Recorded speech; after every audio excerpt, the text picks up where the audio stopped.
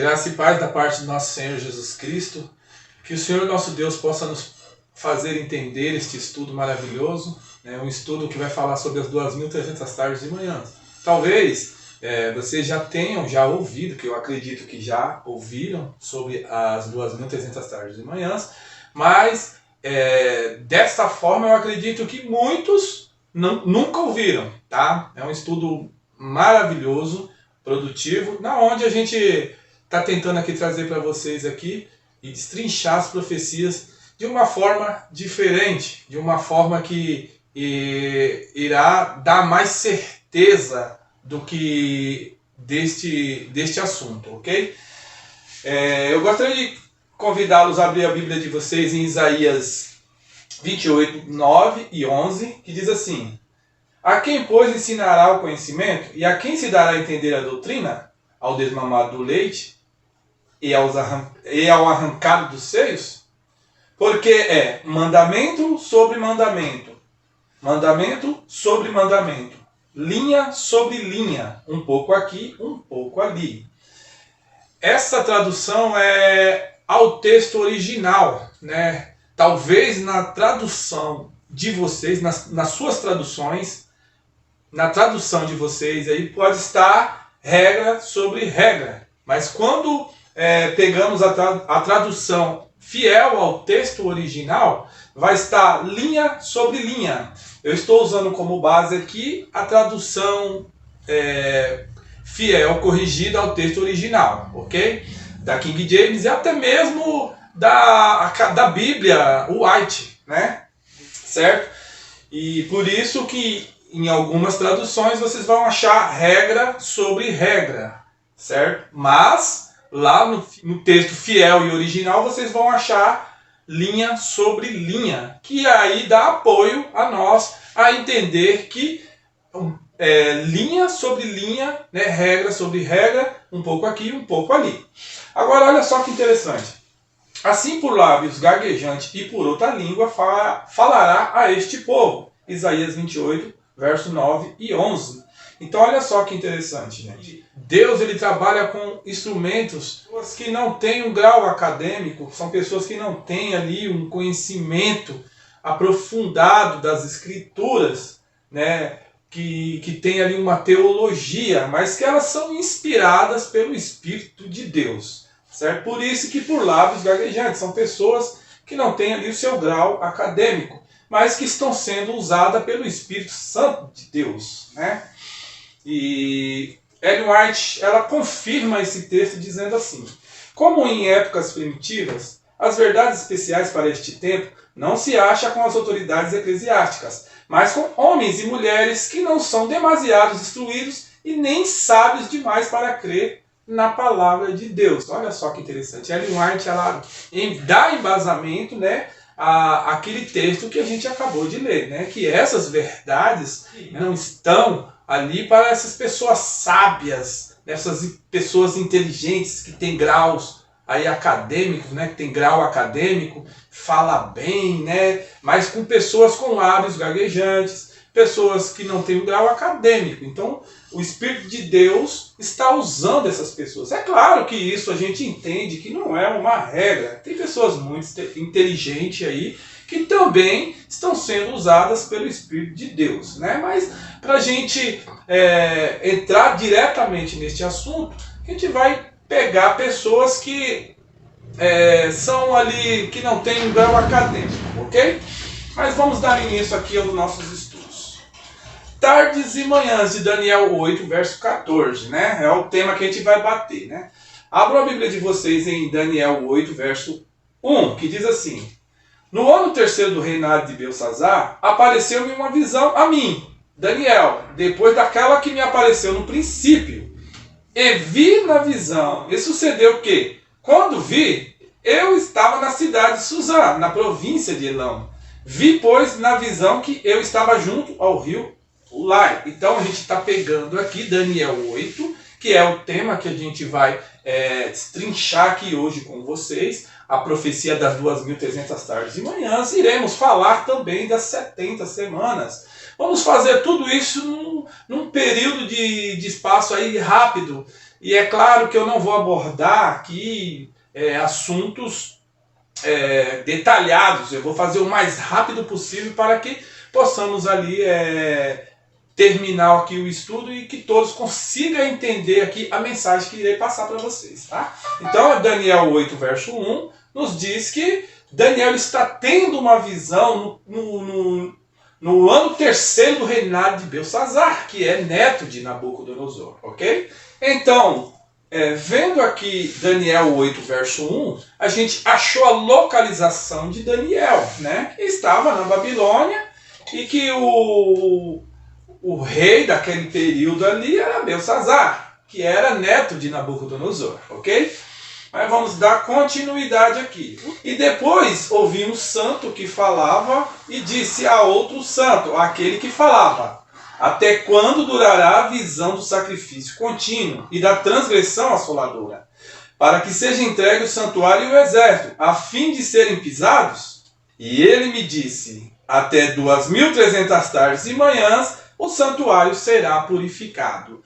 Toda essa profecia está representada ali o adventismo. Acredito ser ali a espinha dorsal do adventismo, ali as 2.300 tardes e manhãs. Foi de lá que surgiu os adventistas do sétimo dia, e tem nossa doutrina como santuário, né? Então tudo está embasado dentro desta profecia, 2.300 tardes e manhãs. Mas a questão aqui não é falar para vocês sobre as 2.300 tardes e manhãs, porque eu já sei que vocês têm um entendimento sobre as 2.300 tardes e manhãs. Né? A gente vai fazer aqui primeiro aí uma pequena introdução, né, de versos aí, de controvérsias que a gente vê dentro do YouTube. Né? A gente vê várias especulações, vários contradizentes aí. Então a gente vai responder aqui primeiro esses contradizentes. E eu fiz uma entrevista na internet e tirei várias contradições de pessoas que não creem na 2.300 tardes e manhãs, mas que estão ali querendo refutar uma profecia que para nós é a espinha dorsal do adventismo. Né? Então, quando essas pessoas, sem terem conhecimento do santuário, elas pegam alguns textos isolados e sem explicação e começam a querer refutar, né, a doutrina das 2.300 tardes e manhãs. Ideias contradizentes. Vamos lá. Nós, adventistas do sétimo dia, um povo dotado de luz, dotado de conhecimento, né?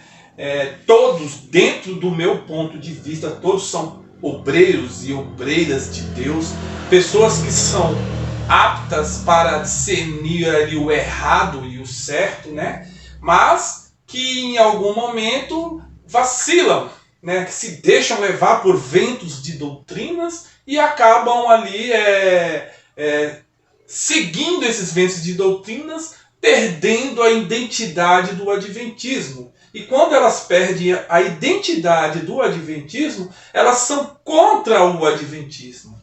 Né? Elas são contra as profecias que fizeram de nós adventistas do sétimo dia.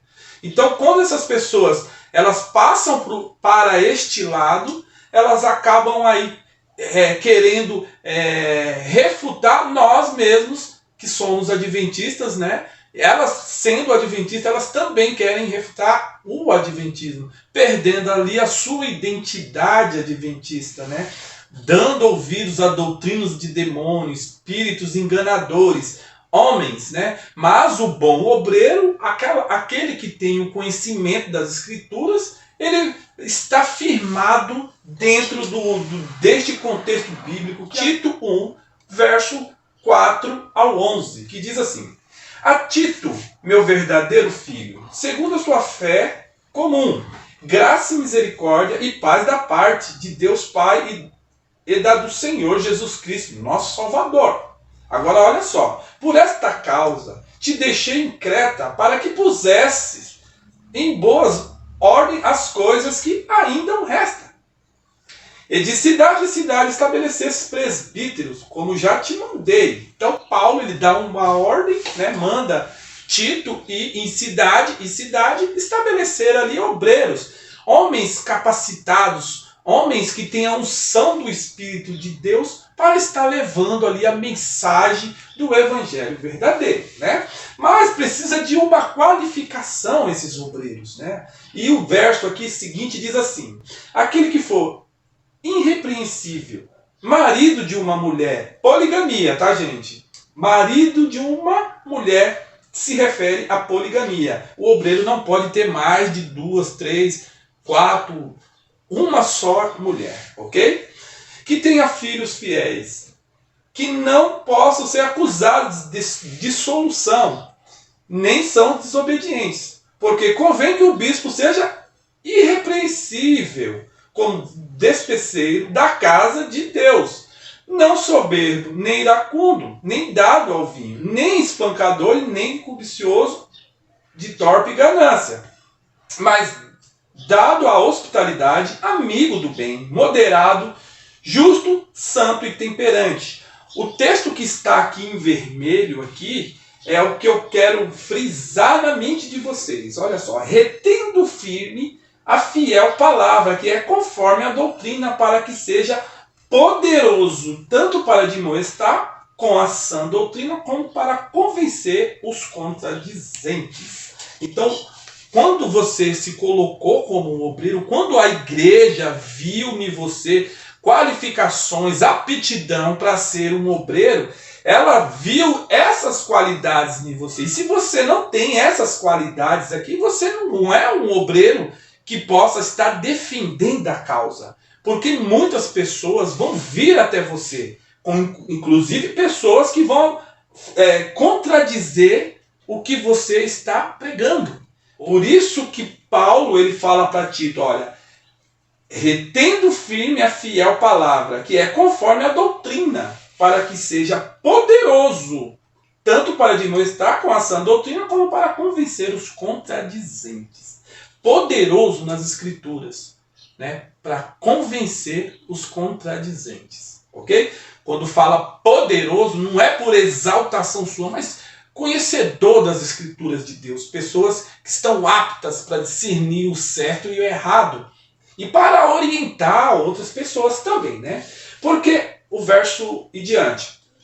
Porque há muitos desordenados, faladores, vãos, enganadores, principalmente os da circuncisão, aos quais convém tapar a boca. Homens que transtornam casas inteiras, ensinando o que não convém por torpe ganância. Então, quando iremos ali selecionar, ou quando iremos ali fazer imposição de mãos sobre o obreiro, ele tem que estar dentro deste contexto de Tito 1, verso 9, né? Tanto poderoso nas Escrituras, como também irrepreensível, né? Amigo do bem, ok?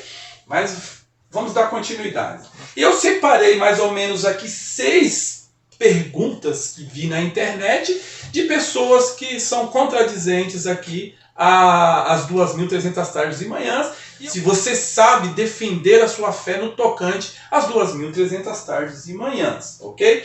Então, a primeira pergunta é: o que é o sacrifício contínuo e a transgressão assoladora de Daniel 8, verso 13? Olha só que interessante. O que é o sacrifício contínuo e a transgressão assoladora de Daniel 8, verso 13? O que significa para você? Você que é uma adventista do sétimo dia, você que tem o conhecimento das Escrituras, você saberia defender se alguém viesse até você pedindo explicação, né? Perguntando para você o que é o sacrifício contínuo e a transgressão assoladora de Daniel 8, verso 13. Você saberia dar uma resposta para esta pessoa que está perguntando para você?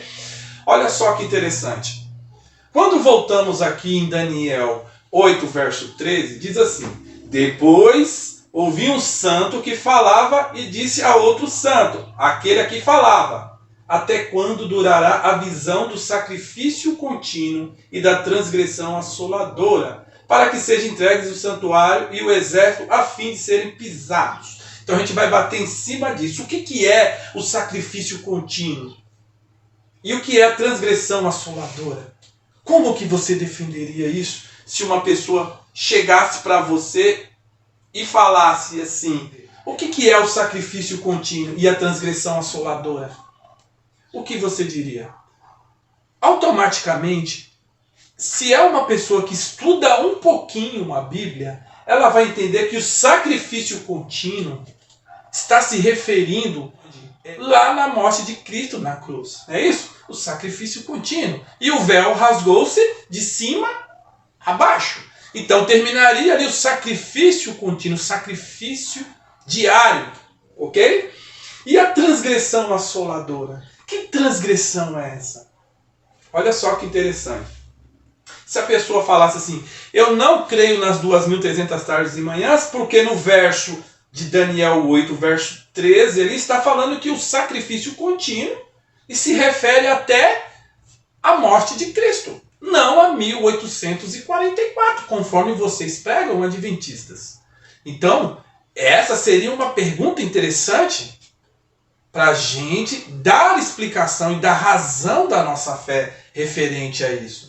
Agora, e se eu não sei isso? Eu vou entrar num vento de doutrina, porque o texto é bem claro aqui, pelo menos é o que está mostrando aqui em Daniel 8, verso 10 e 14, que está falando aqui do sacrifício contínuo e da transgressão assoladora. Então está falando de um período de sacrifício contínuo, tarde e manhã, conforme a gente já entende sobre o santuário, entendeu? Mas que ele teria o fim ali quando Cristo ele morre na cruz. Não é isso? Não é isso que a gente entende até hoje? Isso são perguntas que são feitas para nós. E temos que dar razão da nossa fé em relação a isso. Se uma pessoa te perguntar que este sacrifício durou até a morte de Cristo, o texto aqui de Daniel 8, verso 13, vai te indicar que claramente está se referindo aqui ao sacrifício contínuo. Certo? E a transgressão assoladora. Mas será que o texto está querendo dizer isso mesmo? Será que é isso mesmo que está no original? Vamos acompanhar aqui o restante. Daniel e Apocalipse. Olha só a explicação do nosso querido irmão Urias Smith. Ele diz assim: no versículo 13, temos prova de que sacrifício é a palavra errônea que se acrescentou à palavra contínuo.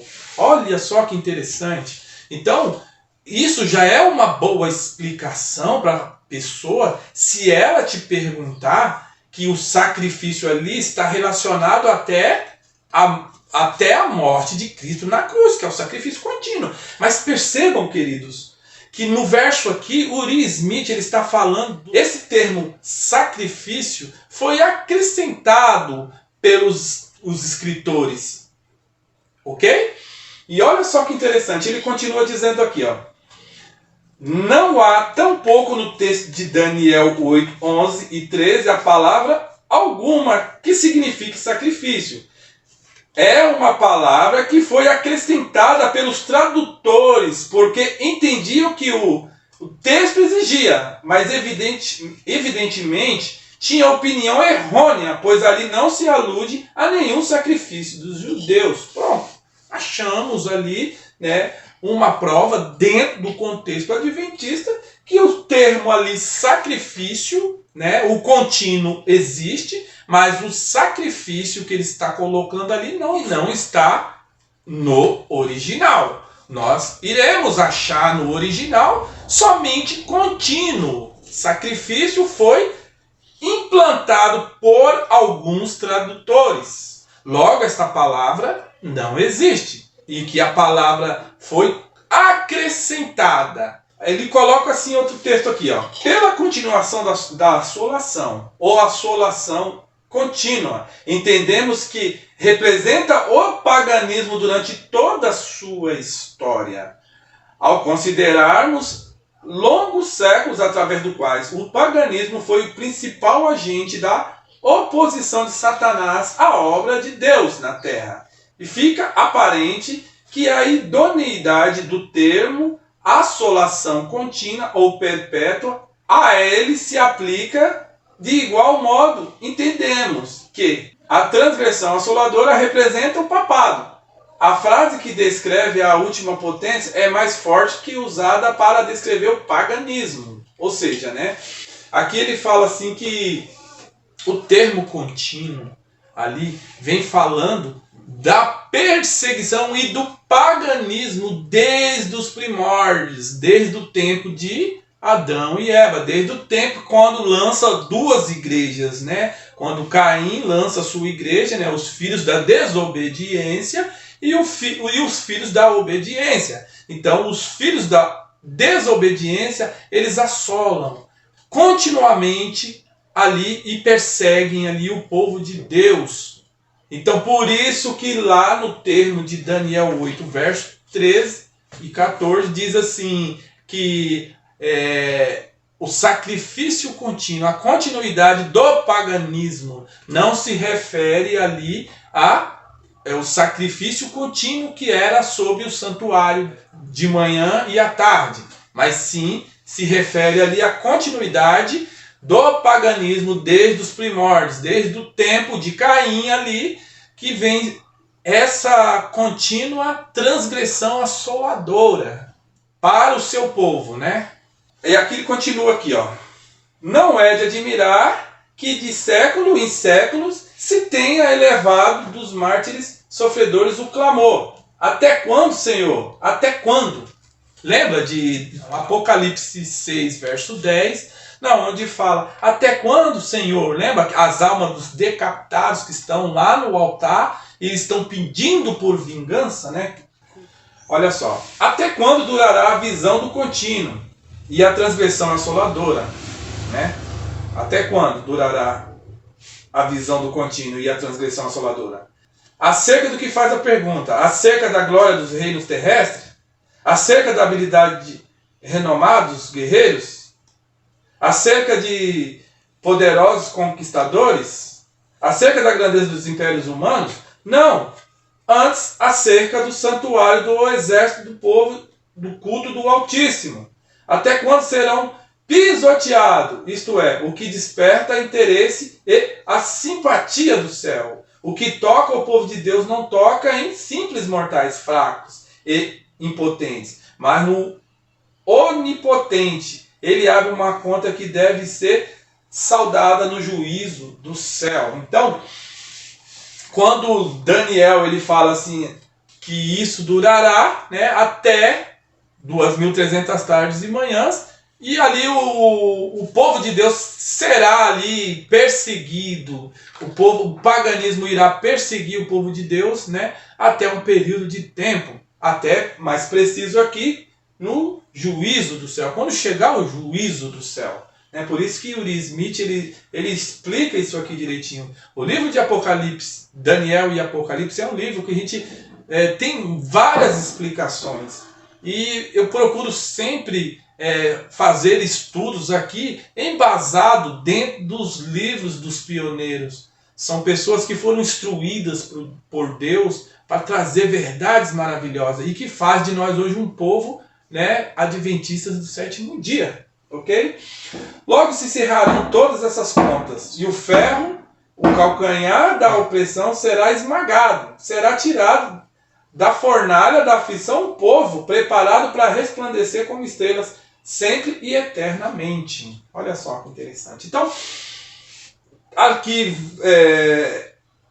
respondida a pergunta, né, que o contínuo ali, o sacrifício foi acrescentada no texto, não está se referindo ali ao sacrifício contínuo, né, mas somente ali está o termo contínuo, né, que dá embasamento para nós acreditar que as 2.300 tardes e manhãs tem um certo período de tempo e que vai chegar um período de tempo e não ali o sacrifício contínuo, como está dito ali, acrescentado ali na palavra de Deus ali, em todas as Bíblias. Vocês podem pegar a Bíblia de vocês e vocês vão ver lá, sacrifício contínuo. Mas risque essa palavra, que essa palavra sacrifício não existe no original. Não existe esse sacrifício contínuo. Porque se existisse isso, teria que ir até as 70 e teria que ir até o sacrifício de Cristo na cruz, que é o sacrifício diário, contínuo, de matar os animaizinhos ali, a parte da manhã e a parte da tarde, vai até ali a morte de Cristo. E tudo isso vocês já sabem, né? Por isso que não se refere ali, pelo menos dentro do contexto das 2.300 tardes, mas não se refere ali a sacrifício, mas sim a continuidade da transgressão, do paganismo dentro da igreja de Deus, do povo de Deus de todos os tempos. Ok? Agora, o que é o santuário? Relacionando com 2.300 dias, há outro assunto de igual importância, que agora se apresenta para ser considerado, a saber, o santuário. A ele se relaciona o termo de sua purificação. Um exame deste assunto revelará a importância de compreender o início e o término dos 2.300 dias para sabermos quando se realizar o grande acontecimento chamado purificação do santuário. Como vemos oportunamente, todos os habitantes da terra têm interesse pessoal nessa obra solene. Tem havido várias opiniões sobre o que é o santuário aqui mencionado. Alguns pensam que é a terra, outros a terra de Canaã, outros ainda a igreja. E finalmente, aos que creem que se trata do santuário celestial, que é o que nós acreditamos, né? O verdadeiro tabernáculo do Senhor que fundou e não o homem, né? Que está no mesmo céu e do qual o tabernáculo judaico era tipo do modelo ou figura. Hebreus 8:1, verso 2, né? Pelas escrituras se deve decidir qual dessas opiniões encontradas é a correta, né? Examinando as escrituras, a gente vai entender que está se referindo ali do santuário celestial, ok? Agora vamos pegar aqui um embasamento. Temos aqui uma segunda testemunha, que é Ellen White, ok? E a primeira testemunha foi Uri Smith, e a segunda testemunha temos aqui a irmã White. Vamos ver o que a irmã White fala sobre o termo sacrifício, lá de Daniel 8, verso 13. Olha só o que ela diz. Vi então em relação ao contínuo de Daniel 8:12, que a palavra sacrifício foi suprida pela sabedoria humana e não pertence ao texto. E o que o Senhor deu a visão correta àqueles a quem deu o clamor da hora do juízo, quando houve união, antes de 1844. Quase todos eram unânimes quanto à maneira correta de se entender o contínuo.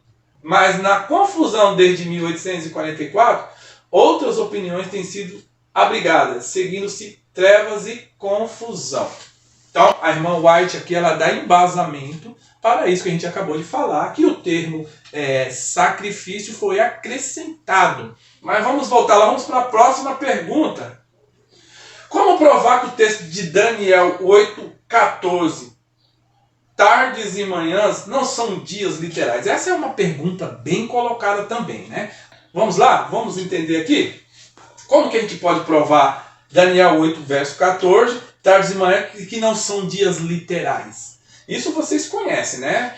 Abram a Bíblia de vocês em Gênesis 1, verso 5, diz assim: E Deus chamou a luz dia, e as trevas chamou de noite, e foi tarde e manhã o dia primeiro. Olha só que interessante. Então, esse é um texto que a gente pode usar para argumentar que as 2.300 tardes e manhãs está se referindo ao quê? Tardes e manhãs, ok? Então, indo para outro texto, Ezequiel 4, verso 6, diz assim: E quando tiveres de cumprir esses dias, tornar-te-ás a deitar sobre o teu lado direito, e levarás a iniquidade da casa de Judá 40 dias. Um dia te dei para cada ano. Olha só que interessante. Então, é um dia para cada ano. Isso é mais uma testemunha. Já temos duas testemunhas, né? Por boca de 2 ou 3 testemunhas, será confirmada a palavra. Então, pegamos lá Gênesis 1, verso 5, na onde fala de tardes e manhãs. Agora, iremos para Ezequiel 4, verso 6, na onde fala que é um dia por um ano.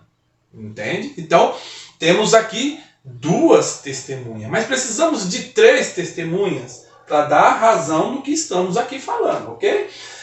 Números 14, verso 34. Segundo o número de dias em que espiaste esta terra, 40 dias, cada dia representando 1 ano, levarei sobre vós e as vossas iniquidades. 40 anos, e conhecereis o meu afastamento. Então, 1 dia por 1 ano. Então, essa segunda pergunta aqui, que a gente já descartou aqui, que é 1 dia por 1 ano. Então, não é mais, são dias literais, são 1 dia por 1 ano, ok? E a pergunta 3 que diz assim, já que você usou esse texto, por que você não usa também 2 Pedro 3, verso 8? Às vezes as pessoas elas fazem essa pergunta, mas o que está escrito lá em 2 Pedro 3, verso 8? Vamos ler? E diz assim, mas, amados, não ignoreis uma coisa, que 1 dia para o Senhor é como 1000 anos, e 1000 anos como 1 dia. Então, a pessoa ela já fez essa pergunta para mim. Então, eu posso usar esse texto de 2 Pedro, verso 3, 2 Pedro, capítulo 3, verso 8, para também falar que ali é 1 dia, é 1 ano, né, se referindo ali a 1 ano, como sendo 1000 anos. Também eu posso usar. Mas o contexto que Deus está apresentando ali seria um contexto profético. A onisciência de Deus, né? Deus ele trabalha não com período de tempo, mas Deus ele trabalha com eternidade. Deus ele não trabalha com período de tempo, ele trabalha em eternidade. Está mostrando ali a onisciência dele em todas as épocas, desde Adão até o final da história deste mundo. Então não existe ali períodos de tempo para Deus. Tanto que ele trabalha lá no céu com a eternidade. É nós que foi estipulado ali os tempos. Mas quando a gente usa a profecia de 1 dia por 1 ano, aí a gente tem embasamento de três testemunhos para dar razão ali à nossa fé. Ok? Outro texto, 4 aqui. O sacrifício contínuo era feito nas tardes e manhãs, conforme Crônicas, 1 Crônicas 16 e 40, e Números 28 e 3 e Êxodo 29 e 39. A Bíblia apresenta que o sacrifício de animais foi até a morte de Jesus Cristo. Isso é óbvio. As pessoas elas fazem essa pergunta para nós, né? Que esses textos que a gente acabou de ler aqui vai confirmar que o sacrifício diário, o sacrifício contínuo, era tarde e manhã. Por isso que tem pessoas que usam desses textos aqui para dizer que o sacrifício que está se referindo de Daniel 8, verso 13 ali, está se referindo ali o sacrifício diário, que durou até a morte de Jesus Cristo na cruz. Que a gente sabe que isso não é verdade, né? A verso 5 aqui. De 457 às 2.300 tardes de manhã são 2.300 dias literais, que somando dá quase 6 anos e meio. Essa aqui é uma outra pergunta, né? Tem pessoas que quando elas literalizam, pega o texto ali, não aplica a profecia, né, a questão profética dentro do texto, ela vai falar ali que são 2.300 dias literais. Mas quando pegamos esses 2.300 dias literais, a gente não vai nem até a morte de Cristo e também não vai até Antíoco Epifânio, onde eles também pegam que ali foi a questão da transgressão assoladora, ali, que o chifre pequeno é Antíoco Epifânio, que isso aí é um outro assunto que não está aqui, mas que eles bem abordam. Isso quebra definitivamente ali a questão ali de 2.300 tardes ali, que dá um período de 6 anos e meio, né? Dias literais. Outro argumento usado por eles também é a questão do calendário. E a pergunta 6 diz assim, quando usamos o calendário gregoriano de 365 anos, não bate com as 2.300 tardes de manhãs, tá? Então, esse foi o problema que Guilherme Miller teve, foi em relação ao calendário.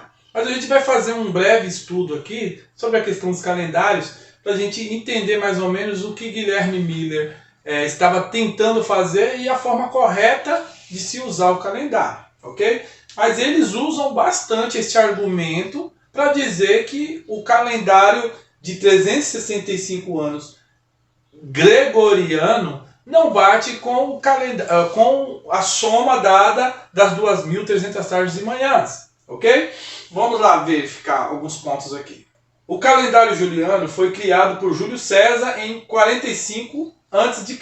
para corrigir as discrepâncias de data do calendário romano. Assim como o calendário gregoriano utilizado atualmente na maior parte do mundo, o ano tinha 365 dias com 12 meses. Né? Então, primeiro que veio aí e mexeu no calendário foi Juliano, né? No ano de 46 a.C. ali. Então, depois de Cristo, no ano de 24 de fevereiro de 1582, o Papa Gregório XIII aqui decretou uma mudança na contagem do tempo. A alteração foi determinada por meio da bula papal chamada Intergravíssimas. Né? O documento criou o calendário gregoriano para ajustar o ano civil ao ano solar, período que a Terra leva para dar uma volta ao redor do céu. Né? Então, entendemos aqui que depois do calendário juliano, ali no ano 46, ali, certo? Temos ali já em 1582 ali o calendário gregoriano, né? Chegou agora para mudar ali também o tempo, né? Tanto que tem aquela profecia de Daniel 7, verso 25, que diz assim: e proferirá palavras contra o Altíssimo, e destruirá os santos do Altíssimo, e cuidará em mudar os tempos e a lei. E eles serão entregues em sua mão por um tempo, e tempos, e metade de um tempo. Né? Período dos 1260 anos. A gente vai dar uma pincelada referente a este assunto aqui. Mas o texto em questão aqui, a gente está falando sobre a mudança do calendário, que já era profético que iriam mudar, né? E o Papa Gregório ali, 13, ali, ele fez esse serviço em mudar ali o calendário, né? E também o tempo, né? Mas vamos embora. Olha só que interessante aqui, ó. No calendário gregoriano, onde eu vou estar passando aqui, vocês vão estar vendo daí, o calendário gregoriano, né? Temos aqui um período de ano de 365 dias, ok?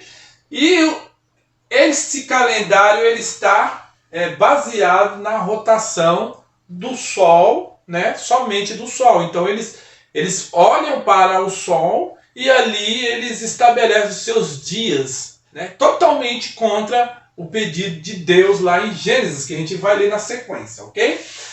Na sequência temos aqui o calendário bíblico. O calendário bíblico ali ele tem já a Lua e o Sol, né? É o lunisolar, é um calendário onde usa a Lua e o Sol. E ele tem ali 360 dias, ok? Então este é o calendário de Deus, calendário bíblico. É o calendário que foi usado por Samuel Snow para identificar ali o dia correto das 2.300 tardes de manhãs, que daria em 22 de outubro de 1844, ok?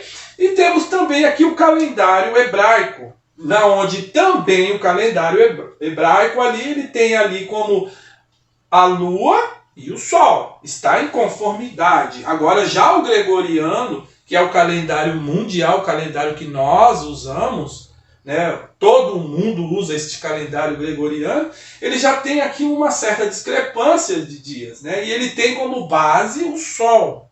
Okay? Mas o calendário hebraico aqui, temos aqui, né, a Lua e o Sol. E o período de tempo do calendário hebraico aqui é de 354 dias e 384 dias, né, que dá 12 meses. E quando tem ali o equinócio, que é uma outra questão que a gente não vai entrar, este aqui seria um assunto de calendário, seria um assunto para 1h30, né? A gente está fazendo um resumo aqui para que vocês tenham mais ou menos compreensão, ok?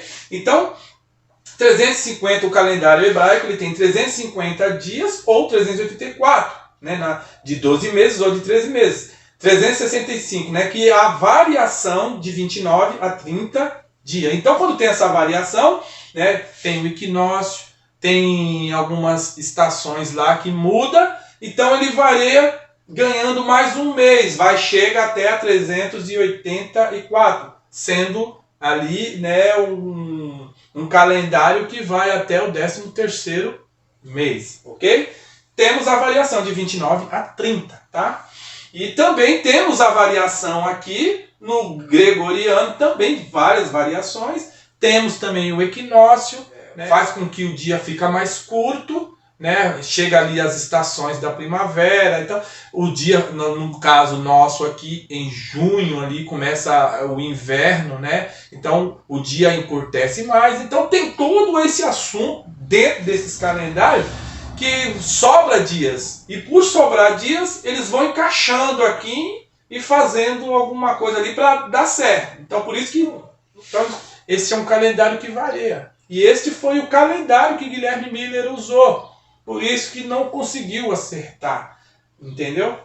Mas o calendário bíblico, que está lá em Gênesis 1, verso 14 e 16, que diz assim, ó: E disse Deus, haja luminares na expansão dos céus, para haver separação entre o dia e a noite, e seja eles para sinais e para tempos determinados, e para dias e anos, e sejam para luminares na expansão dos céus, e para luminar a terra. E assim foi.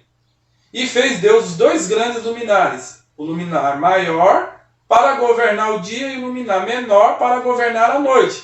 E fez as estrelas. Então, o calendário bíblico aqui, que dá confirmação aqui a Gênesis 1, verso 14 e 16, que é para confirmar os dias, estações, os anos. Então, este é o calendário bíblico, que é o que deveriam ter pegado este calendário bíblico aqui, né, para ser orientado pelas profecias, ok? Mas a gente não vai aqui estender a questão do calendário, porque esse é um assunto bastante extenso e demorado. E a gente vai demorar bastante aqui para falar sobre isso, certo? Numa outra oportunidade, com mais tempo, aí a gente pode estar falando aí dos calendários, né? Que é um assunto bastante delicado, que tem que saber explanar, senão acaba dando confusão no meio do povo. E a intenção não é dar confusão, é simplesmente para indicar que o calendário de Deus tem 360 dias. E os outros calendários, 365, que é o gregoriano, e 354 e 384 e varia ali no calendário hebraico, ok? Agora aqui a gente já entra no assunto, né? A ordem de saída do Egito. E falou o Senhor a Moisés e a Arão na terra do Egito, dizendo: Este mês vos será o princípio dos meses. Este vos será o primeiro dos meses do ano. Olha só que interessante. Êxodo 12, verso 1 e 2. Deus ali chama Moisés e Arão e ali ele estabelece o primeiro mês, porque eles estavam 430 anos no Egito, praticamente usando o calendário egípcio, e não estavam mais ali entendendo ali em qual tempo eles estavam. Então, quando Deus ele chama o povo, olha só que é uma ordem de saída, no primeiro dia do primeiro mês, ali lá em Êxodo 12, verso 1, Deus chama Moisés no primeiro dia do primeiro mês, no mês de Nissan ali. Então eles falam para Moisés, ó, no primeiro dia do primeiro mês, ali eles falam assim, no 14º dia deste mesmo mês, vocês partem do Egito, ok? Então ali a gente conhece que é a Páscoa, né? No 14º dia do mês de Nissan, do primeiro mês ali, eles partem do Egito, ok? Então, a gente entende que é chamado Moisés e Arão e ele dá uma ordem, olha, mudou o calendário, esquece tudo que vocês viram durante o período de tempo que vocês estavam aqui no Egito, 430 anos, é mais preciso para a gente aqui se dizer. Então, eles estavam totalmente ali à mercê do calendário egípcio. Então eles não tinham uma base de qual era o tempo que eles estavam vivendo. E Deus já tem um calendário. Deus ele tem um calendário, né? Então ele estabeleceu o mês de Nissan ali, né? a partida deles ali no 14º dia, que é a Páscoa, que é aquilo que a gente já tem conhecimento, né, do 14º dia da Páscoa. Então, a ordem é dada no primeiro dia do primeiro mês, e é o que a gente vai bater aqui bastante em cima disso, ok? Olha só, paralelos incríveis. A Bíblia, irmãos, não tem nada na Bíblia que a gente possa passar desapercebido. Tudo tem um propósito de Deus. Primeiro dia do primeiro mês, eles recebem a ordem para o 14º dia do primeiro mês saírem do Egito. Mas foram chamados no primeiro dia do primeiro mês, como diz lá em Êxodo 12, verso 1, ok? Olha que paralelo incrível. Deus, ele não escreve nada assim de qualquer, é por esse dia, não. Tudo que está escrito na Bíblia foi porque tem uma ligação tanto profética como com a vontade de Deus, né? Deus, ele escreve o fim desde o princípio. Olha só que interessante, que paralelo incrível esse aqui. Gênesis 8, verso 13 diz assim: E aconteceu que no ano 601, no mês primeiro, no primeiro dia do mês, as águas se secaram sobre a terra. Olha só que interessante. Primeiro dia do primeiro mês, as águas se secaram. Prestem bem atenção que aqui já Deus usa o calendário de primeiro dia do primeiro mês, ok? Agora olha só que interessante, Gênesis 8, verso 20, no mesmo capítulo, mas no versículo 20, diz assim: E edificou Noé um altar ao Senhor, e tomou de todo o animal limpo e de toda a ave limpa, e ofereceu o holocausto sobre o altar. Da mesma forma que o povo teve um chamado para sair do Egito no primeiro dia do primeiro mês, mas que saíram no 14º dia do primeiro mês. Aqui temos as águas se secando no primeiro dia do primeiro mês e temos um holocausto, né, um sacrifício no mês 7º. Olha só que interessante, entende, gente? Deus, ele trabalha de forma... Esses textos estão dentro das Escrituras que passam desapercebido por nós. Se pegarmos todos o primeiro dia do primeiro mês, que é o que a gente vai fazer aqui hoje, não ficamos no escuro em relação às profecias. Mas vamos lá. Olha o que a irmã White ela fala. A obra de Deus na Terra apresenta século após século uma surpreendente semelhança em todas as grandes reformas ou movimentos religiosos. Os princípios envolvidos no trato de Deus com os homens são sempre os mesmos. Os movimentos importantes do presente têm os seus paralelos no do passado, e a experiência da igreja nos séculos antigos encerram lições de grande valor para o nosso tempo. Olha só, aqui a Ellen White ela fala que não há nada de novo debaixo desse sol, né? Há alguma coisa que possa dizer, ver isso é novo? Não, já aconteceu, foi lá atrás. Então Eclesiastes 1, verso 9 fala que não há nada de novo. E Ellen White ela pega um embasamento aqui de Eclesiastes 1:9 e ela fala também que não há nada de novo, né?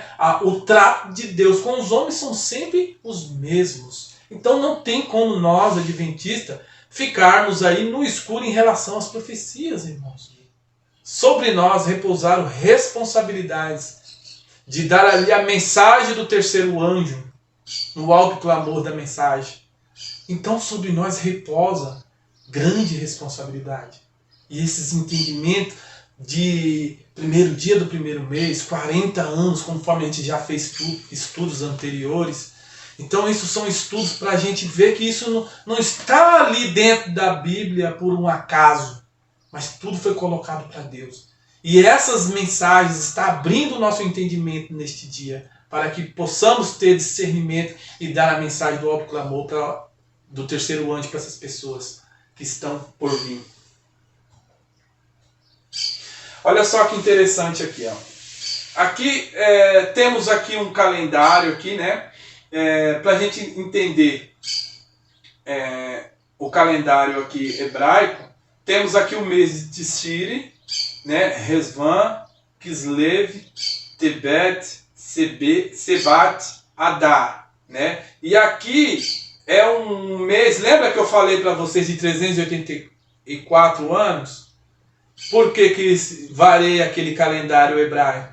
Porque quando eles fazem lá o equinócio, quando eles pegam assim alguns dias que sobraram, eles acrescentam mais um mês. Por isso que o mês de Adar tem um outro segundo Adar aqui, né?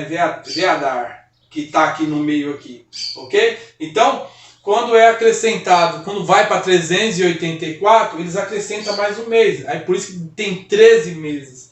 Mas quando a gente sai aqui de Siri, aqui a gente vai contar 1, 2, 3, 4, 5, 6 e 7. Quando a gente conta 7 meses aqui, a gente cai no primeiro dia do primeiro mês, que é em abril, né? É em abril, primavera, ou Aviv, como alguns gostariam de falar, certo? Então, por isso que pegamos esse calendário aqui. Prestem bem atenção que temos aqui a primavera, temos o verão, o outono e o inverno. Dentro do calendário gregoriano temos aqui março, aqui é o primeiro dia do primeiro mês para ele, certo? Primeiro dia do primeiro mês aqui, certo? Então temos aqui março, abril, maio, junho, julho, agosto, setembro, outubro e novembro. Prestem bem atenção que o mês de Tishri fica em outubro. E quando a gente conta aqui do mês de Nissan, temos 1, 2, 3, 4, 5, 6, 7. Sétimo mês. Lembra que eu falei para vocês que sempre quando Deus quando ele fala do primeiro dia do primeiro mês, ele vai contar ali no sétimo mês ali, temos ali o ano de Tishri, na onde este ano ali representa o sétimo mês, ok?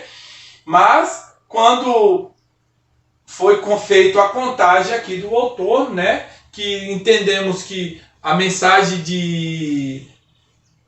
das 2.300 tardes e manhãs entra em vigor no outono de 457, ok? Mas vamos seguir aqui. Olha só, Esdras 7, verso 9, a gente está usando aqui o calendário bíblico. Não estamos usando o calendário gregoriano e nem o calendário rabínico. Estamos usando o calendário bíblico. Presta bem atenção. Esdras 7, verso 9 diz assim: pois no primeiro dia do primeiro mês foi o princípio da partida de Babilônia, e no primeiro dia do quinto mês chegou a Jerusalém, segundo a boa mão do seu Deus sobre eles. Então preste bem atenção, voltando aqui para o calendário. Eles saíram no primeiro dia do primeiro mês, que é a Bíblia, Nissan, aqui, ok? Então eles saem no dia do primeiro dia do primeiro mês, eles vão passar 1, 2, 3, 4, 5. Eles chegaram, certo? E quando eles chegam aqui, no mês de Lu, aqui, lá no mês de Tishri, eles fazem o quê? Holocausto. Olha só que interessante, né? Partem da mesma forma que partiram o povo. Todo o povo, quando sai de uma perseguição, né, de um cativeiro, sempre foi primeiro dia do primeiro mês. E quando eles saem do primeiro dia do primeiro mês, eles chegaram em Jerusalém, como diz o texto, né? Chegaram em Jerusalém aqui no primeiro dia do quinto mês, chegaram em Jerusalém, e no sétimo mês ali eles fizeram ali o sacrifício, o holocausto, tá ok? Mas vamos seguir aqui agora. Voltando para esse contexto aqui, agora eu vou me desligar um pouquinho de vocês aqui e vou ir para o gráfico aqui, onde eu vou explicar para vocês aqui algumas questões aqui, ok? O ano aqui é 538. Tivemos aqui um grande evento no ano de 538, né, que fala assim: no terceiro ano do reinado de Belsazar, da visão das 70 semanas, Daniel tem aproximadamente 80 anos. A queda de Babilônia por Dário, né? Daniel 5, verso 30 e 31. Olha só que interessante aqui, meus queridos. No ano 538 aqui, tivemos aqui o terceiro ano de Belsazar, onde Dário ele vai e invade ali com os medos e os persas ali, E eles entrando na Babilônia, Belsassar ele morre, né? E quando ele morre ali, o ano aqui que eu quero pegar aqui, o ano é 538. Olha só que interessante isso. O ano 538 aqui, da Babilônia, aqui, quando ela cai por Dário, olha só, eu tracei aqui, peguei um período aqui de tempo, aqui eu coloquei 538 antes de Cristo, tá? E do ano 538 antes de Cristo aqui, eu levo até o ano 538 depois de Cristo, quando a Babilônia espiritual ela se levanta. Isso é muito interessante, gente. 538 a Babilônia literal ela cai. 538 antes de Cristo a Babilônia literal de Nabucodonosor ela cai. E no ano 538 depois de Cristo, a Babilônia espiritual ela se levanta. Muito interessante. Deus ele trabalha de forma surpreendente, meus queridos. E dentro desse contexto aqui, a gente está estudando as 2.300 tardes de manhã, né? Que lá em Daniel 8,14 que diz assim: e ele me disse, até 2.300 tardes e manhãs o santuário será purificado. O ano aqui de 536 é dado o primeiro decreto, né, com Ciro, né, o retorno dos judeus, sob Zorobabel, Esdras 1, começo da reconstrução, o fim de 70 anos de cativeiro. Lembra dos 70 anos de cativeiro? Então, o primeiro decreto de Ciro aqui dado a Zorobabel, para ele fazer a reconstrução do templo. Porém, o povo ainda não estava ali, prontos ali para sair em multidão para ir para a sua terra natal, Jerusalém, ok? Então o primeiro decreto veio de Ciro, ok? No ano 519 aqui, temos o segundo decreto por Dário, Esdras 6, verso 1 e 12, ó. E o templo será finalizado, certo? Então, temos ali a queda da Babilônia no ano 538, né? 536 temos o primeiro decreto de Ciro, e no segundo decreto de Dário temos ali também já a obra finalizada por, né, Zorobabel e Esdras ali, ok? Agora, o ponto de partida das 2.300 tardes e manhãs começa no ano de 457, que chamamos aí o terceiro decreto, que é o decreto de Artaxerxes, né?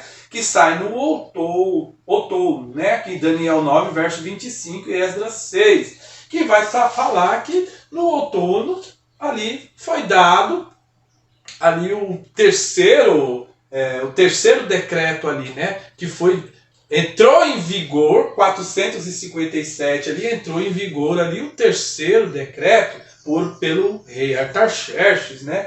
E o povo ali dentro deste período eles aguarda ali uma ordem ali, né, de Neemias e Esdras ali para eles se retirarem dentro deste período aqui, ok? Então, de 457, como a gente já viu sobre, não está se referindo aqui a dias literais, mas sim a anos, porque temos comprovação de Ezequiel 4, verso 6, Números 14, verso 34, e temos também Gênesis 1, verso 5, na onde mostra que são tardes e manhãs um dia, entendeu? E esses dias transformados um dia por um ano, temos Ezequiel 4, verso 6 e Números 14, verso 34, na onde dá embasamento para a gente entender que a profecia ela entende como um dia por um ano, ok? E partindo de 457, temos aqui o ano de 1844, que aí é as 2.300 tardes e manhãs que a gente já estudou. Dentro desse período aqui de 538, temos também uma outra profecia que a gente conhece como os 1260 anos, né? Que foi aquilo que a gente deu um tempo e a metade de um tempo, que vai dar os 1260 anos. E neste período desses 1260 anos, aqui temos o ano de 1700 e 98, quando aqui vários eventos aconteceu, tanto espiritual como também visual, né? Eu coloquei só para a gente ter uma noção aqui onde estamos na profecia, ok? Então, partindo de 538 aqui, né, antes de Cristo, a Babilônia literal ela cai e 538 a Babilônia espiritual ela sobe. Aí entrou o período dos 1260 anos, que finda em 1798 anos aqui, ok? E dentro deste período aqui ainda temos uma profecia das 2300 tardes e manhãs que vai terminar em 1844, ok? Vamos dar continuidade. Agora, para provar as 2300 tardes e manhãs, temos a profecia das 70 semanas também, né? Lá de Daniel, Daniel 9, né? Na onde Daniel 9 ele comenta que 70 semanas são determinadas no seu povo, né? 69 semanas. Então, eu peguei aqui de 538, que a gente já sabe, a gente já calculou esse período aqui, a gente vai fazer aqui a partida de 457, porque as 2300 tardes e manhãs sai paralela com as 70 semanas, mas só que as 70 semanas ela tem um período de tempo, né? Ela vai até o ano 34 depois de Cristo, né? E pegando aqui este período aqui das 70 semanas, aqui a gente tem 490 anos, que vai dar 70 semanas, ok? Mas esses 483 aqui dá 69 semanas, que vai fechar aqui no ano 27, já depois de Cristo, né? E depois do ano 27 começa ali o ministério de Cristo. O ministério de Cristo ele dura quanto tempo? Dura 3 anos e meio, ok? E pegando aqui esses 3 anos e meio aqui do ano 27, que é o ministério de Cristo, ele vem ali, né? Cristo é morto aqui, entre os 3 anos e meio aqui. E no ano 34 aqui temos aqui o fechamento da porta da graça para o povo de Israel, né? Como nação. Agora Deus abriu para outras nações, outras pessoas participarem também dessas joias maravilhosas que é o Evangelho de Cristo, né? Então, dentro desses 3 anos e meio aqui, 3 anos e meio aqui até chegar ao ano 34, temos mais uma semana. Por isso que vai dar aqui, né, 3 anos e meio mais 3 anos e meio, vai dar 7, né? E esse 7 aqui é mais uma semana, que vai completar aqui as 69 semanas, que vai findar no ano 34 aqui, ok? E posteriormente aqui, depois de fechar ali o período de graça para a nação judaica, nação de Israel, e aberto para o povo gentil ali, né? Temos ali o ano 70 que teve a destruição. Tivemos o primeiro cerco no ano 66, mas a destruição realmente aconteceu no ano 70, ok? Agora, olha só que interessante. Essa profecia aqui das 70 semanas, ela confirma as 2300 tardes e manhãs. Esse é mais um argumento que eu tenho para confirmar as 2300 tardes e manhãs, ok?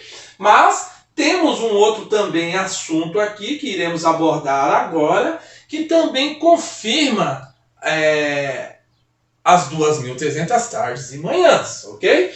Já entendemos que dentro desse período de 1260 anos aqui, tivemos aqui uma saída de uma profecia que sabemos, esses 1260 anos, que findou aqui em 1798, e que dentro também agora desses períodos dos 1260 anos, temos uma outra profecia que eu entendo, e essa profecia aqui, a mais importante profecia, que deu ali o alavancamento da mensagem do primeiro anjo, né? E quem fez essa profecia, quem estudou essa profecia, foi Josias Litt, que ele dá a primeira mensagem do primeiro anjo. Olha só que interessante.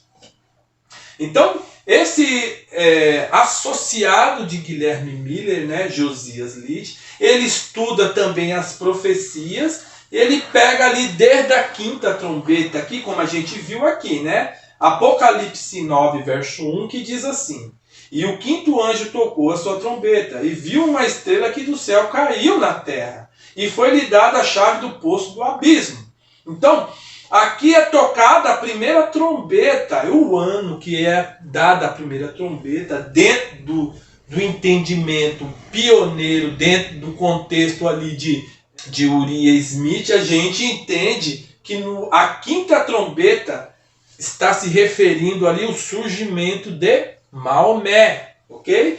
E está dentro do Apocalipse 9, verso 1, onde fala que o quinto anjo tocou a sua trombeta, né? Referindo-se ali a Maomé, ok? Então, pegamos esse ponto aqui, agora vamos aqui para os 1299, 27/7 de 1299. Mas primeiro vamos ler Apocalipse 9, verso 5, onde que diz assim: e foi-lhes permitido que não os matasse, mas que por 5 meses os atormentasse, e o seu tormento era semelhante ao tormento de escorpião, quando fere o homem. Apocalipse 9, verso 5. Então, deste período aqui, Maomé já tinha morrido, e aqui surge o exército ali dos Sarracenos, o povo ali que era chamado ali de os povos ali árabes, né? O povo Sarracenos ali se levantaram. Então o que eles estavam fazendo dentro deste período? Eles estavam atormentando Roma. E quando eles atormentam Roma ali, né, eles não matam, eles não estavam ainda prontos para matar. Num certo ponto da história que eles vêm a matar. Mas ali eles atormentavam como escorpião, não matava as pessoas. E dentro deste período aqui, eles falam de 5 meses, que é o que a gente pega de um dia por um ano. E quando a gente pega um dia por um ano e multiplica 5 meses, 5 vezes 30 vai dar 150 anos. Então eles passaram do período de 1299 até 1449 atormentando Roma, atormentando as pessoas. Eram os Sarracenos, os árabes daquele período. Mas, posteriormente, a gente entende que viria ali também um outro povo que seria já mais terrível, um povo que iria matar. Apocalipse 9, verso 15 diz assim: e foram soltos os 4 anjos que estavam preparados para a hora e dia, e mês e ano, a fim de matarem a terça parte dos homens. Então, quando completa aqui o 27/7 e 27/7 de 1449, de 1299 a 1449, 150 anos, quando chega neste período aqui, outra trombeta é tocada, que conhecemos a sexta trombeta. E quando chega essa sexta trombeta, eu fico pensando assim, vários pregadores, irmãos queridos, que estão atrás da profecia do pastor Samuel Ramos, da onde ele coloca as trombetas para o futuro. Se eu coloco as trombetas para o futuro, irmãos, eu estou dizendo que não existe a mensagem do primeiro anjo, entende? Tão gravíssimo. As profecias, elas estão conectadas uma com a outra. Se tirarmos uma profecia do seu lugar, desmonta a outra. Se acreditarmos que a China vai ser a maior nação do mundo, né, a maior potência do mundo, e tirarmos os Estados Unidos, a gente derruba um monte de profecias e um monte de pensamento adventista. Cai por terra. Por isso, os Estados Unidos da América, ele vai até o fim como sendo a maior potência mundial. Não vai existir aqui a China, tá? Pode ser que com um tempo, com uns 10, 15 anos, aí, uns 10 anos, a China chegue a ser a maior potência mundial. Mas acreditamos que Jesus está tão próximo que não vai chegar o tempo da China superar os Estados Unidos, ok? Então, vindo aqui da sexta trombeta aqui, né?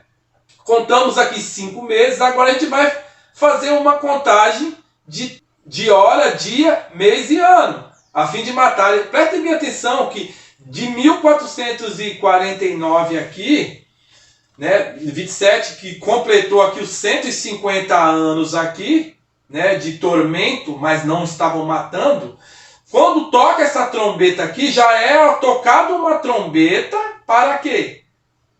Para matar, né? E aqui, Apocalipse 9, verso 15, ela dá a hora, o dia e o mês e o ano. E quando a gente faz as contas que hora é um dia, né, uma hora, que dá 15 dias. Um dia, né, aqui a gente considera um ano. O mês aqui de 30 dias a gente considera, né, 30 anos. E o ano aqui de 360 dias a gente considera também anos. Calculando tudo isso aqui, vai dar 391,15, tá? Então Apocalipse 9, verso 15 aqui, esse aqui foi o estudo que o nosso querido irmão Josias Litt, um dos associados de Guilherme Miller, estabeleceu e colocou, e foi isso que alavancou a mensagem das 2.300 tardes e manhãs. Quando as pessoas olharam para essa explicação de Josias Litt, eles entenderam que as 2.300 tardes e manhãs de Guilherme Miller iria acontecer ali em 1844 com a volta de Jesus. Isso que alavancou ali a mensagem do primeiro, segundo e do terceiro anjo. Que aconteceu tudo isso já dentro do período dos mileritas ali, ok? Então, olha só que interessante. Quando ele faz essas contagens aqui, quando esse associado de Guilherme Miller, ele faz essas contagens aqui, ele chega aqui neste período de 11 de agosto de 1840. Irmãos, imagine, esse 1838 aqui foi quando ele prediz essa profecia para o povo. Ele chegou lá, olha, ano 1838, ele falou assim, olha, em 1840 o Império Turco-Otomano irá cair. 11 de agosto de 1840, desse mesmo dia, profetizado por Josias Litt aqui, 11 de agosto de 1840 o Império Otomano ele caiu. Foi quando ele veio buscar forças com países da Europa cristãos. Então ele cai ali e ali desmonta tudinho ali o Império Turco Otomano, ok? E dentro deste período temos aqui a 7ª trombeta, né? Que também temos aqui respaldo tanto da Bíblia quanto do Espírito de Profecia para crer que a 7ª trombeta tocou em 1844, né? Pastor Samuel Ramos, ele está colocando as trombetas para o futuro, está errado. Pode acontecer de um anjo tocar uma trombeta e uma praga ser lançada. O segundo anjo trocar uma trombeta e outra praga ser lançada. Mas esses períodos aqui já aconteceu lá atrás. Tanto que, se estudarmos essa mensagem aqui do primeiro anjo, entendemos que foi em 1840 a mensagem que alavancou a segunda e a terceira mensagem. É uma mensagem fortalecendo a outra. A primeira mensagem fortaleceu a segunda e a segunda fortaleceu a terceira. Então, se eu coloco as trombetas para o futuro, eu estou dizendo que a primeira mensagem também é para o futuro, que também vai ter uma repetição. Mas a gente vai entender aqui dentro do contexto aqui. Ok? Olha só. Olha o que Ellen White confirmando isso que a gente acabou de ler aqui. No ano de 1840, outro notável cumprimento da profecia despertou geral interesse. 2 anos antes, lembra bem, 2 anos antes, Josias Litt, um dos principais pastores que pregava o segundo advento, publicou uma explicação de Apocalipse 9, predizendo a queda do Império Otomano. Segundo seus cálculos, esta potência deveria ser subvertida no ano de 1840, no mês de agosto, e poucos dias apenas antes do seu cumprimento, escreveu, admitindo que o primeiro período dos 150 anos se cumpriu exatamente antes de Jacó subir ao trono, com permissão dos turcos, e que os 391 anos e 15 dias começaram no final do primeiro período e terminará no dia 11 de agosto de 1840, quando se pode esperar seja abatido o poderio otomano em Constantinopla. Isto creio eu, verificar-se-á ser o caso. Josias Litt, né, no artigo de Single of Time. Né? No mesmo tempo especificado, a Turquia, por intermédio de seus embaixadores, aceitou a proteção das potências aliadas da Europa. E assim se pôs sob a direção de nações cristãs. E o acontecimento cumpriu exatamente a predição. Quando isso se tornou conhecido, multidões se convenceram da exatidão dos princípios de interpretação profética adotados por Billy e seus companheiros. E maravilhoso impulso foi dado ao movimento do advento. Homens de saber e de posição uniram-se a Miller, tanto para pregar como para publicar suas opiniões. De 1840 a 1844, a obra estendeu-se rapidamente. O Grande Conflito, página 335.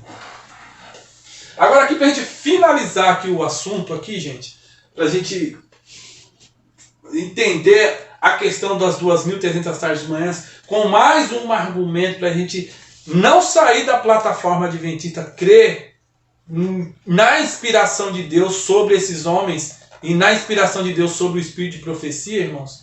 A gente vê que as coisas batem idêntica com a palavra de Deus. Olha só que interessante. Aqui no texto de Esdras 7, verso 9, na primavera do primeiro dia do primeiro mês, lembra do calendário que a gente estudou, quase agora? Foi a saída de Babilônia. Né? Olha só que interessante. Ele sai de Babilônia no primeiro dia do primeiro mês. Ok? E quando ele sai de Babilônia no primeiro dia do primeiro mês, eles passam por um período, né, de santificação. Olha só que interessante. Esdras 10, versos 16 e 17 diz assim. Ó. Vamos primeiro aqui. Ó. Pois no primeiro dia do primeiro mês foi o princípio da partida de Babilônia. E no primeiro dia do quinto mês chegou a Jerusalém, segundo a boa mão do seu Deus sobre ele. Então olha só. No primeiro dia do quinto mês, eles chegaram em Jerusalém. E no primeiro dia do sétimo mês, eles fizeram expiação. Eles fizeram ali os sacrifícios que teriam que ter feito, né? A expiação. Esdras 10, que diz assim: e assim fizeram. Olha só que interessante, irmãos.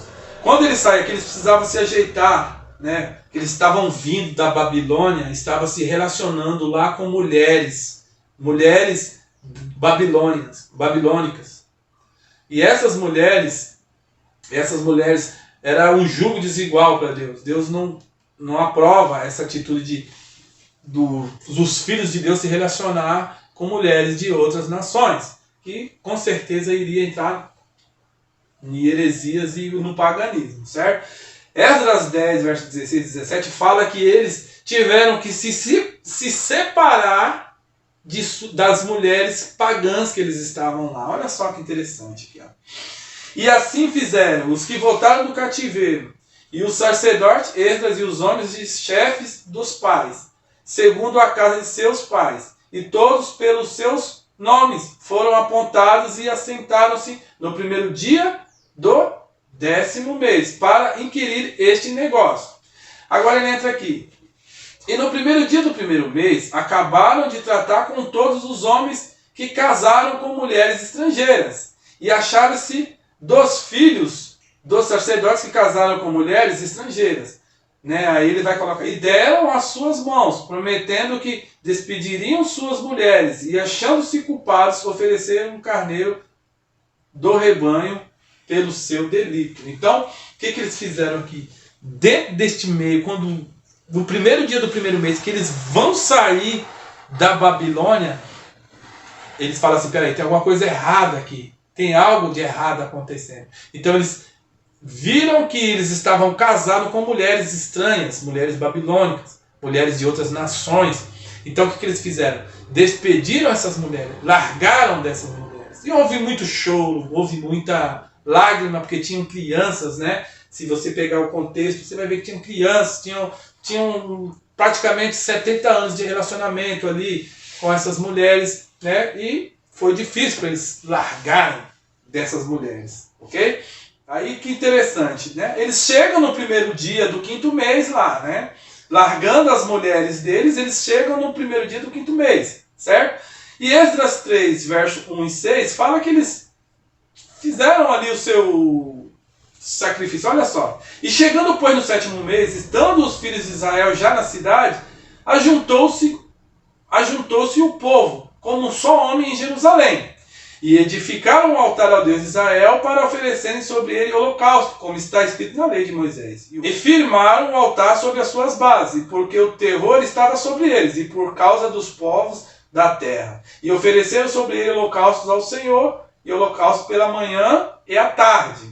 Depois disso, o holocausto contínuo e as luas novas, e de todas as solenidades, consagradas ao Senhor, como também de qualquer que oferecia oferta voluntária ao Senhor. Desde o primeiro dia do 7º mês, começaram a oferecer holocausto ao Senhor, porém ainda não estava posto os fundamentos do templo do Senhor. Então, voltando aqui, olha só que interessante. Primeiro dia do 1º mês, eles saem de Babilônia, despedem de suas mulheres, eles chegam no primeiro dia do 5º mês em Babilônia, Esdras 7, verso 9, né? Eles chegam em Jerusalém, e no primeiro dia do 7º mês, ali eles fazem ali os seus holocaustos. Lembra do paralelo que a gente falou lá de Gênesis, de depois lá de quando o povo sai do Egito? Entende, gente? O paralelo é o mesmo. Algumas coisas mudam, mas a semelhança, como Ellen White fala, a semelhança é praticamente a mesma coisa, né? Semelhante. A gente entende que semelhante não é igual, é parecido, mas o trato de Deus com os homens é sempre o mesmo, ok? Então aqui, fechamos aqui, né? Primeiro dia do 1º mês, saída, primeiro dia do 5º mês, chegada, e primeiro dia do 7º mês, os holocaustos, certo? Agora vamos fazer um paralelo com os mileritas. Olha só que interessante aqui, ó. Com os mileritas, a gente... Aqui, ó, olha só. Primeiro dia do 1º mês, eu trago com essa flechinha aqui, que é o primeiro... 19 de abril de 1844, na primavera do mês de Abibe, ali, tivemos ali o quê? O povo ali chegando com uma mensagem, né? O segundo anjo chegando ali com a mensagem ali, né? Trazendo para eles ali uma mensagem que Jesus viria, né, dentro deste ano de 1844, certo? Mas, quando chega esta mensagem, aqui, temos aqui o grande conflito para nos falar que da mesma forma que aconteceu aqui, que eles se despediram de suas mulheres, certo? No calendário bíblico, fala que o primeiro dia do 1º mês, mês de Abibe, lá nos Estados Unidos, era 19 de abril, certo? Então, quando chega a mensagem lá em 1844, da mesma forma que Esdras 10, verso 16 e 17 fala aqui que eles se despediram de suas mulheres, aqui o grande conflito fala que eles também se despediram de suas mulheres. Mas só que agora não são mulheres literais. Vamos dar uma olhada aqui no grande conflito, a página 376. Olha só. Como sua obra entendia e edificar as igrejas, foi por algum tempo olhado com favor, mas decidindo-se os pastores e os dirigentes religiosos contra a doutrina da segunda vinda de Cristo, desejando suprimir toda agitação a respeito, não somente se opuseram a ela do púlpito, mas também negaram seus membros o privilégio de assistir às pregações sobre o assunto, ou mesmo falar de tal esperança nas reuniões de oração da igreja. Agora que está em amarelo aqui, prestem bem atenção. Assim encontravam-se os crentes em grande provação e perplexidade. Amavam suas igrejas. Repugnava-lhes a separar-se delas. Mas como visse, suprimindo o testemunho da palavra de Deus e negando o direito de pesquisar as profecias, compreenderam que a lealdade para com o Senhor lhes vedava a submissão. Não poderiam considerar os que procuravam excluir o testemunho da palavra de Deus como constituindo a igreja de Cristo, coluna e base da verdade. Daí os sentiram-se justificados em desligar-se dessas congregações. No verão de 1844, aproximadamente, 50 mil se retiraram das suas igrejas, das suas mulheres. Então, o paralelo é idêntico, irmãos. Da mesma forma que aconteceu aqui, gente, aconteceu dentro deste período aqui. Era o primeiro dia do primeiro mês aqui? Era o primeiro dia do primeiro mês. Eles se desligavam aqui de suas mulheres aqui, partindo da Babilônia? Eles se desligavam de suas mulheres aqui também. E o primeiro dia do quinto mês aqui, nosso querido irmão Samuel Snow dá o grito, né, na campal de Exeter, lá nos Estados Unidos. Aí vem o esposo. Foi quando Samuel Snow ele entende a mensagem, o erro que Miller tinha feito, contando o ano zero, né, e partindo ali de um calendário rabínico que variava. Então ele entendeu que teve um erro ali, o primeiro desapontamento, né? Mas no 19 de abril de 1844 teve também um desapontamento, mas Deus ali incumbiu ali Samuel Snow, entendendo ali que a volta de Cristo seria no outono de 1844. Então, dentro deste período aqui, tivemos aí uma expiação, na onde Cristo passa do lugar santo para o santíssimo. Por isso que quando a gente pega aqui o primeiro dia do primeiro mês, a saída, o primeiro dia do quinto mês aqui, a chegada em Jerusalém, e aqui no outono aqui a gente tem o primeiro dia do sétimo mês, primavera, verão e outono. Primavera, verão e outono, entende? Ok? Então, gente, não há nada de novo debaixo desse sol. As coisas elas se repetem, ok? E aqui, pegando dentro do nosso período aqui, temos o ano de 2001, que foi para nós aqui, primeiro dia do primeiro mês, ok?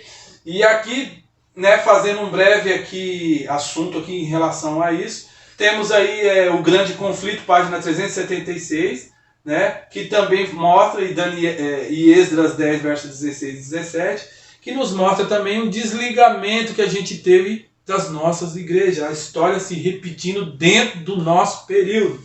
2001 foi um tempo que marcou, isso aqui é um outro estudo, né, foi um ano que marcou as nações e a igreja, e aqui, partindo desse período aqui, nós entendemos que nós começamos a se desligar de nossas igrejas, né? A história se repetindo, e dentro do clamor da meia-noite aqui, já é um outro estudo que eu não vou entrar nessa questão, dentro do clamor da meia-noite aqui, e no decreto dominical aqui a gente vai ter a expiação. Então, o paralelo é o mesmo, com Esdras 7, verso 9, com o tempo dos mileritas e também com o nosso tempo, né? Essa profecia das 2.300 tardes e manhãs, né, bateu-se aqui dentro com a geração, bate com a geração de Guilherme Miller aqui, ok? E também bate com a nossa geração aqui, ok? Vamos lá. E para finalizar aqui o estudo, gente, o desenvolvimento do adventismo, né? Como começou? Em toda a história da Igreja de Deus sempre existiu um povo remanescente. No período de Cristo existia Ana e Simeão, que era um povo que estava esperando as bem-aventuranças, aparecer Cristo, certo? Em 1844 também o povo se desligou de suas igrejas e começou a fazer cultuar em casa. Eles não podiam congregar em igrejas, estavam cultuando em casa. Então se organizaram em 1863. Se organizar, gente, não quer dizer formar uma nova instituição, uma nova igreja. Se organizavam, eles se organizaram aqui em 1863, ok? E passaram a ser aí uma nova organização, Adventista do Sétimo Dia, com o nome, certo? Mas, no nosso período aqui também, 2001, que ali começou ali o chamado de Deus para os seus remanescentes se retirar de suas igrejas apóstatas, né? Se retirarem de suas igrejas apóstatas, né? Que estavam ali contaminadas com vinho de Babilônia. A história ela se repete da mesma forma. E de 2001 vai até Daniel 12, verso 1, onde Jesus se levanta. Quando Cristo se levanta? Quando começar ali a cair as pragas. Quando Miguel se levanta, as pragas começam a cair. Então, o povo remanescente ele vai passar por um período também de purificação, ok? Então, temos aqui 1860, né, que foi dado o nome Adventista do Sétimo Dia, e 1863 foi organizada a Igreja Adventista do Sétimo Dia, ok? Então, gente, espero ter ajudado vocês com esta compreensão. Espero que vocês tenham pegado a intenção do estudo, né? A veracidade ali das 2.300 tardes de manhãs, né? E os obreiros que estão ali aptos ali para defender, dar razão à sua fé no tocante às 2.300 tardes de manhãs, ok? Queremos fazer aqui uma oração para que Deus possa abençoar, tudo possa dar tudo certo. Vamos orar?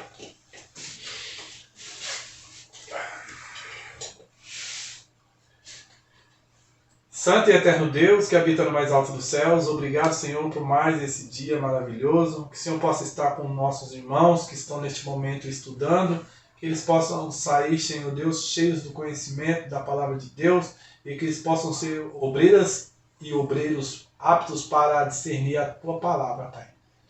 Fique com cada um dos seus filhos aqui na terra, Senhor Deus. Nos ajude, nos proteja de todo mal. É o que eu te peço e te agradeço em nome de Jesus. Amém.